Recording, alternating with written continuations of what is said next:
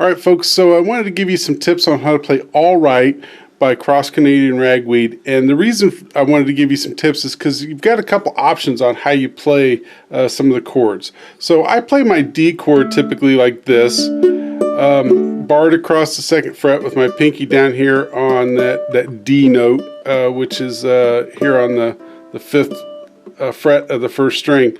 Now some people play it up here. It's the same chord, it's just whether this is open or on a or down here with the D. To me this is just a lot more work typically than playing this D chord, but either way you can do it. Now the other thing is that this chord goes from a D to a G. Okay, now and this is typically the way most people play a G chord, but you can also play a G chord. Okay, think of this is a G. If I were to bar across that G, move that up and hit this note also, this is also a G chord. Okay, so so you can play your D, and if you're playing it like this, just drop these 2 fingers down for your G chord, and then it's got a G minor chord, and then it goes back to the D, and then it goes a B minor. So if you're playing your D this way and you go to your B minor, you're swapping this finger out for this finger.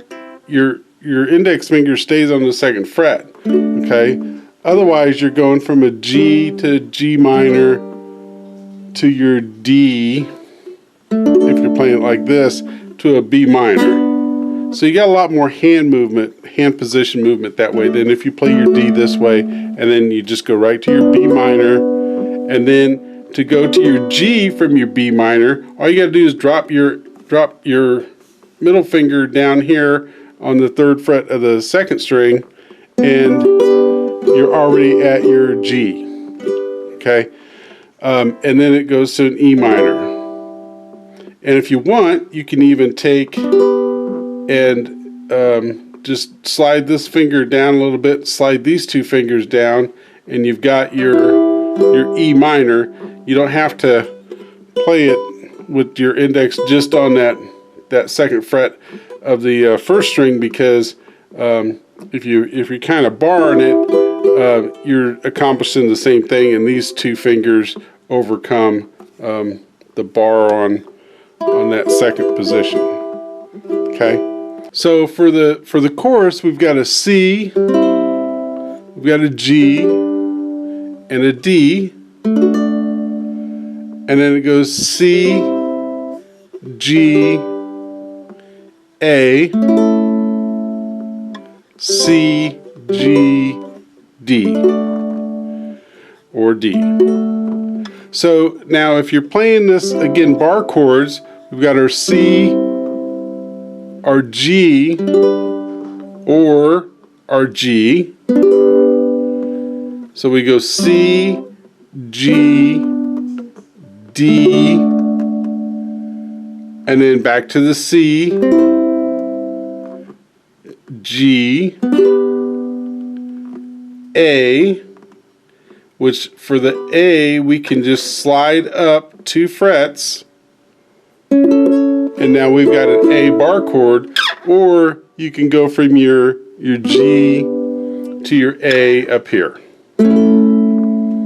But again, if you're gonna do bar chords, or you get good at bar chords, you can just do that G, same, leave all your fingers, it's the same shape, G, slide down to the A, and then back to the C, G, and D, or C, G, and D. So there's a lot of different options by using some bar chords where you don't have to change your hand position as much with this song. So it's a good song to practice that with. And in the music, I give you 2 options for doing your G. I give you show you the chord diagram for that and for this one, are both on the sheet music. The other thing to think about is this is an A, so this would be a A sharp, B, this would be a C. So if you're doing the chorus and you want to use your bar chord, it would be C, G, D, C, G, A, C, G, D.